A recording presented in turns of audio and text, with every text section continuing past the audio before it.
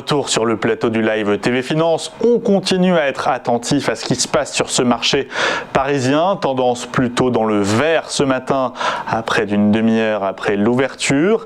Et nous, on va continuer à essayer de vous donner des clés pour naviguer sur ces marchés financiers.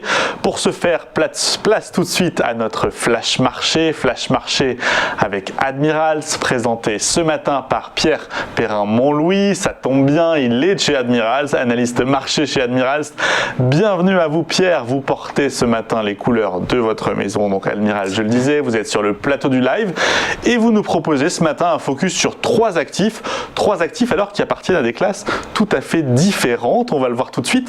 On va commencer, si vous le voulez bien, avec le Brent indice de référence sur le prix du pétrole, pour lequel je crois vous entrevoyez un risque de retournement des prix. Dites-nous tout. Bonjour, tout à fait. Effectivement, sur le Brent, pourquoi? Alors, deux raisons. La première, c'est une raison technique, comme on peut le voir sur le graphique. On s'approche d'une résistance, d'une oblique résistance majeure sur un graphique mensuel, donc avec des prix qui sont quand même sous pression, et surtout la fin d'une peut-être dynamique haussière alimentée par la demande. Pourquoi? On a eu une très forte accélération depuis les plus bas atteints au plus fort de la crise. On a eu plus de 375% sur ce prix du Brent, porté notamment par les espoirs de reprise du secteur de l'aéronautique.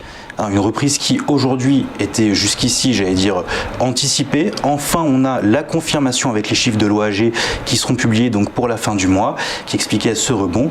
Maintenant, les craintes qui pèsent aussi sur le cours du Brent, c'est tout simplement cette fois sur l'offre de pétrole, avec notamment le sommet qui se tient actuellement à Vienne avec l'Iran qui pourrait donc augmenter ses ventes de barils journalières sur le Brent et sur les marchés, mais pas que, parce qu'il ne faut pas oublier que du côté de l'offre, on a une réduction actuelle de 8 millions de barils de pétrole par jour qui permet justement de soutenir cette hausse.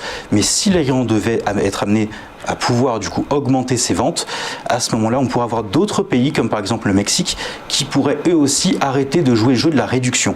Il ne faut pas oublier par exemple que, alors je pense notamment au Mexique, pourquoi? Parce que déjà si sur le papier le Mexique réduit sa production, en réalité cet effort de réduction est pris en charge par les États-Unis, non pas par le Mexique. Et on a la même situation qui pourrait intervenir pour notamment les pays du Golfe qui dans leur cas eux ont besoin de la manne pétrolière pour assurer la stabilité de leur budget.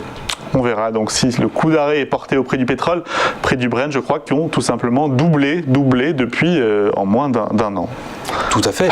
Non seulement doublé, mais au-delà de ça, qui sont très fortement alimentés, justement, je dirais ici, par une manipulation vraiment de l'offre et de la demande. Et c'est ça qui est particulier, c'est que on n'est pas sur un marché traditionnel où on a une offre qui suit, on a vraiment cette entente, alors qui existe historiquement depuis qu'on a l'OPEP, mais qui s'est fortement accélérée ces 2 dernières années. Alors, on quitte le pétrole pour les actions. On parle d'un titre ou d'un groupe qui a besoin, lui, de beaucoup de pétrole pour faire voler ses avions. Ce groupe, c'est Boeing. Et vous voyez, je crois, un signal d'achat sur le titre de l'avionneur américain. Expliquez-nous. Tout à fait. On a eu un très beau signal d'achat, confirmé alors par 2 éléments. Tout d'abord, la cassure de nouveau d'une oblique, ici une résistance oblique, qui venait tout simplement confirmer la fin de la correction qui avait suivi la précédente impulsion haussière.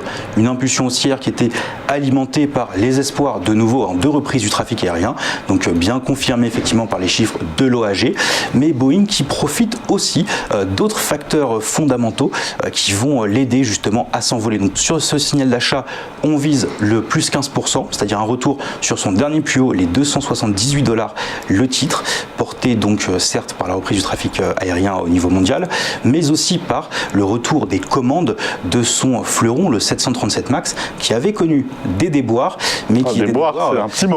Qui semble avoir été oublié. Ah oui, le fleuron, ce qui devait devenir le futur fleuron, qui avait même été cloué au sol pendant une période extrêmement longue, ça y est, des compagnies recommencent ici non seulement à le commander, mais en plus Boeing a fait un vrai travail pour continuer à réduire le poids de l'appareil et donc sa consommation de carburant. Donc c'est un signal qui devrait permettre au titre de continuer à rebondir, d'autant plus qu'ici Boeing jouit par rapport à son concurrent européen Airbus d'un avantage de compétitivité prix, avec un euro-dollar qui continue de flamber à la hausse, une Fed qui est beaucoup plus active sur le marché qu'une BCE, alors bien que la BCE soit active, mais pas autant que la Fed, et donc cette chute du dollar devrait permettre permettre à Boeing de séduire davantage de clients qu'Airbus. Voilà pour Boeing et on termine ce flash marché en revenant sur le Bitcoin. On en parlait il y a quelques instants avec Nicolas Chéron. Alors vous êtes relativement optimiste sur le potentiel de rebond de ce Bitcoin après le crash enregistré justement la semaine dernière, la claque, et malgré, vous me dites, les mises en garde de la part du président de la Banque centrale d'Angleterre. Tout à fait. C'est-à-dire que, alors, c'est toujours le même en réalité ici qui nous intéresse. Elon Musk, le nouveau pape des cryptos, qui d'ailleurs avait fait chuter ici Bitcoin. Le Bitcoin qui a d'ailleurs déjà regagné plus de 32% depuis son plus bas du 19 mai. Pourquoi ? Parce que Elon Musk avait critiqué la crypto-monnaie, notamment sur son impact environnemental. Or, on sait, Elon Musk, ça y est, doit aller rencontrer des mineurs nord-américains cette semaine. Et ce qui pourrait potentiellement signifier qu'ils ont bien entendu son message vis-à-vis de l'environnement et qu'en cas de nouvelles déclarations, si les mineurs devaient s'adapter, peut-être qu'on assisterait à un nouveau rallye haussier qui effacerait tout simplement l'ensemble de la baisse qu'on a eue ces dernières semaines. Donc c'est à surveiller de près, malgré effectivement les mises en garde, alors toujours les mêmes, notamment du régulateur britannique, Andrew Bailey, qui est le directeur président de la Banque centrale d'Angleterre, qui alerte sur l'enthousiasme entourant les nouveaux actifs financiers. On a très bien compris derrière les nouveaux actifs, ce sont les cryptos qui sont visés. Et pour rappel, la FCA avait déjà interdit, il y a maintenant bientôt 6 mois, tout actif financier dérivé sur les crypto-monnaies au sein de son marché. Donc à surveiller. Pour l'instant, ça n'a pas l'air d'avoir tant pesé que cela sur le cours du Bitcoin. Maintenant, ce qu'il va vraiment falloir surveiller, c'est tout simplement les annonces qui vont suivre cette fameuse rencontre entre Elon Musk et les mineurs nord-américains. Elon Musk, le pape définitivement des crypto-monnaies, du Bitcoin en particulier. Bitcoin qui, je crois, avait moins baissé de toute façon que les autres crypto-monnaies lors du crack de la semaine dernière, vous confirmez ? Bien sûr, alors non seulement on le confirme, mais en plus de ça, ça s'explique très simplement parce que le Bitcoin reste la crypto-monnaie de référence pour l'ensemble des hedge funds et des fonds spéculatifs qui sont positionnés sur les cryptos. Et ça, forcément, ça fait qu'avec des lignes beaucoup plus grosses et surtout des mains beaucoup plus actives sur ce marché, dès qu'on a comme ça de très fortes baisses, on en a qui en profitent pour rentrer à des prix peu chers, si je puis dire, puisqu'on a toujours une enquête qui date maintenant du premier trimestre 2020, mais des hedge funds qui tous voyaient d'ici la fin de l'année le Bitcoin à 100 000 $. Donc pour eux, leur seule question, c'est justement trouver des points d'entrée intéressants lors de ce type de repli. Cet éclairage marché signé Pierre Perrin-Montlouis, analyste marché chez Admirals. Merci d'avoir été avec nous dans ce live Flash Marché Admiral que vous retrouvez désormais chaque jeudi en fin d'émission, à la semaine prochaine, donc on peut dire ça comme ça ? Tout à fait. Nous, on ne bouge pas, on marque quelques instants de publicité, le temps d'une dernière page de pub. On retourne à la Bourse de Paris, un CAC 40 qui est à plus 0,10%. On en parle juste après quoi ? Juste après cette ultime pause. À tout de suite.